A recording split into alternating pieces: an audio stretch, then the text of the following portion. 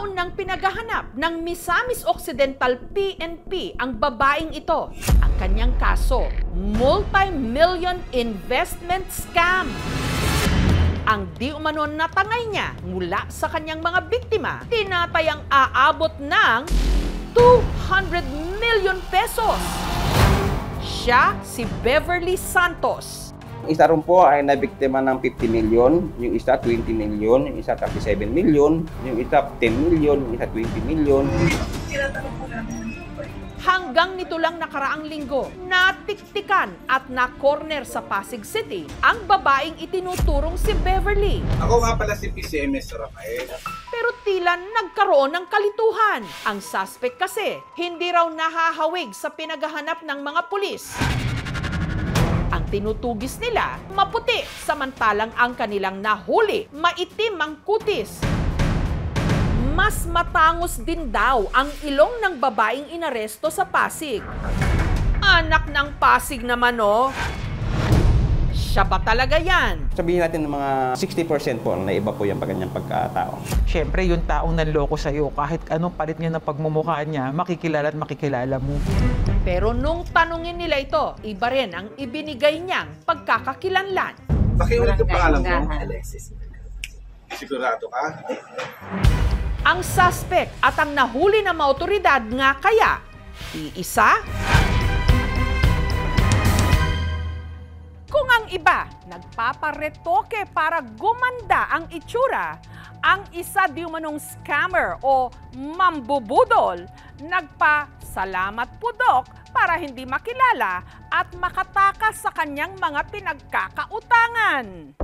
Isa sa mga nagpakilalang nabudol ni Beverly, ang negosyanteng itago natin sa pangalang Venus. 25 million ang naibigay ko sa kanya. Ganong kalaki. Yung pakiramdam mo parang pinagbagsakan ka ng langit at lupa.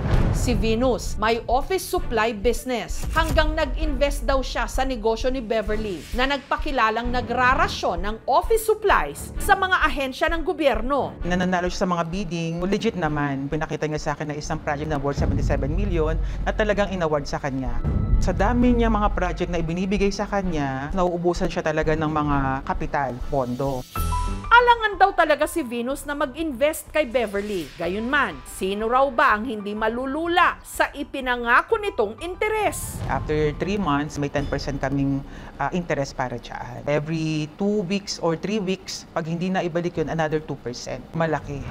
Tiwala pa raw nung una si Venus sa pagmumukha o sa face card ni Beverly. Pero pagkalipas ng ilang buwan, hunyango na raw na papalit-palit ang mga sinasabi ni Beverly. Maraming excuses, maraming sinasabi na ma'am kasi naloko ko nito, meron ding cheque na binibigay, pero nung pinasok namin yung cheque, talbog lahat. Hanggang hindi lang wala ng mukhang maiharap sa kanila si Beverly, hindi na raw talaga ito nagpakita pa. Hinanap ko siya, wala. Nakakasama ng loob, nakakagigil hanggang sa nalaman ko na nga, siya ay nalulun na nga sa kasino. Si Camille, hindi niya tunay na pangalan, naengganyo rin daw mag-invest sa negosyo ni Beverly na ang face value aabot ng 8 million pesos. A friend of mine, kakilala niya, asked me kung gusto kong mag-invest. Okay. Nabayaran pa raw ni Beverly si Camille sa unang 2 buwan. Okay siya. Nagbibigay ng interest, siguro 15, 20%. Malaki. Hanggang si Beverly, parang kinapalan pa raw ang mukha nung palaki ng palaki ang hininging pera kay Camille. Kailangan na ng 2 milyon, kailangan na ng 3 milyon. Pero kalaunan, hirap na raw itong makabayad. Kesyo, hindi pa raw pumapasok yung pera sa bangko. Pinaikot-ikot-ikot niya kami. Ang masakit pa rito, pati pera ng kaibigan ni Camille na meron pa namang cancer na damay. Kaya in-invest nila sa akin para pampagamot niya yung kikitain. Am I that stupid? Kasi paano ko na naloko ng ganun kalaki? Sina Venus at Camille, 10 ng iba pang mga biktima ni Beverly, nabunutan daw ng tinik nung nabalitaan nilang nahuli na ng mga otoridad si Beverly. Pero ang mga pulis, tila nag-alangan. Ang suspect kasi, malayo ang itsura sa nasa litrato. Face reveal nga dyan. Pakiulit yung pangalan mo, Alexis. Sigurado ka? Alam mo ba yung nagkatagan ng pangalan na yung makakasuhan ko? Mas maputi siya before, hindi ganun kaganda yung ilong niya, mas mukha siyang lalaki ngayon. Kung ano man yung itsura niya ngayon, malayo. Mukha siyang wala ng pera. Gayunman, sa huli, umamin din si Beverly. Ikaw ay naaresto namin sa bisa ng warrant of arrest sa kaso ng BP-22. Nakakulong siya ngayon sa Anonas Police Station. Nagpaunlak siya ng panayam. Kayo po ba ito?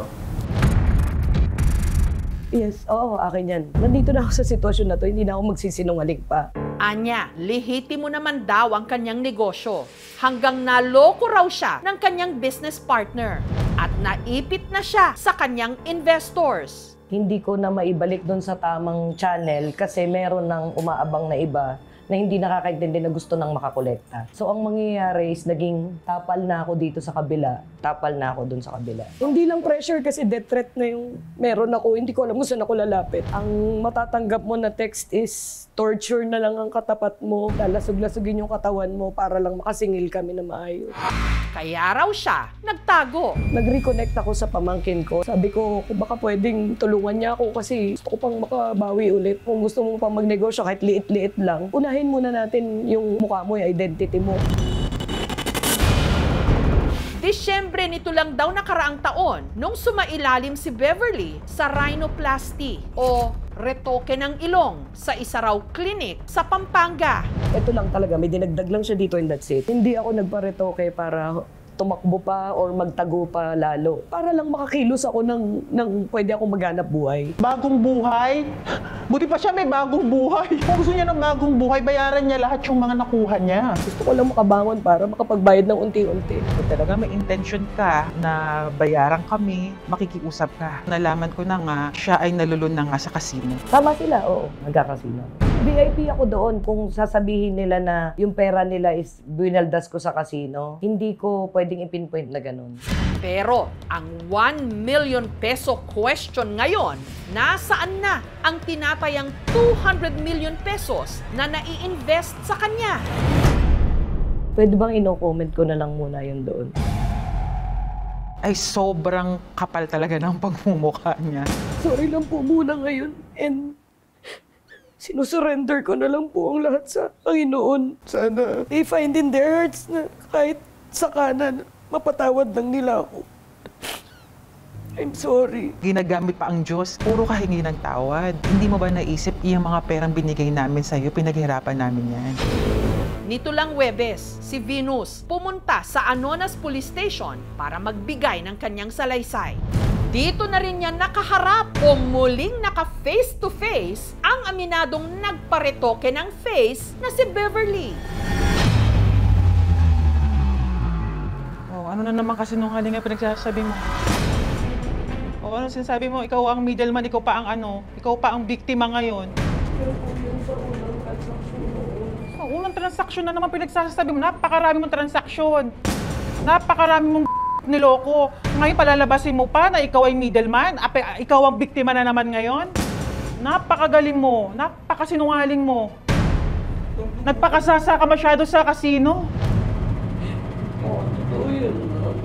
Kapal-kapal lang pagmumukha mo. Bakit ka nagtago? Bakit di mo sinasagot yung mga tawag ko? Ma'am, hindi na, nasa pressure na po ako noon dahil napipitikan niyo po ako ng location. Eh, sinungaling ka eh. Normal, dapat ma-monitor kita. Pinagtataguan mo kami. Gila po, ma'am. Hingi na ako ng tawad sa inyo noong time na yun. O, sabi mo magbabayad ka. Ba't di ka nagbayad? Ma'am, paano pa po ako makakapagbayad noon humihingi po ako ng time? Sabi ko, Nag-time? 3 taon? ma'am, kailangan ko po magtago. Dahil kung hindi ako magtatago, hindi ako makakabangon ulit. Buhay na po yung hinihingi sa akin eh. May message sa akin, tatanda rin na lang ako, ito-torture ako. Eh, ilang kaming niloko mo? Napakarami namin, Bebang. Yung tiwalang binigay namin sa'yo, tas ganyan susukli mo sa amin. Ano, Bebang? Paano mo mababalik ang pera ko? Wala akong masabing talaga. Yeah, nagparetoke ya, kita mo oh. Pero kahit anong retoke mo, kilalang kilala ka namin. Inuna mo pang magparetoke ha, para kaysa magbayad sa amin ha. Ma'am, hindi ko po inuna to. November lang po to nagawa. Ba't akala mo pinulot ko yung pera na yon? Diretso kami kaso. Nagkakaso talaga kami.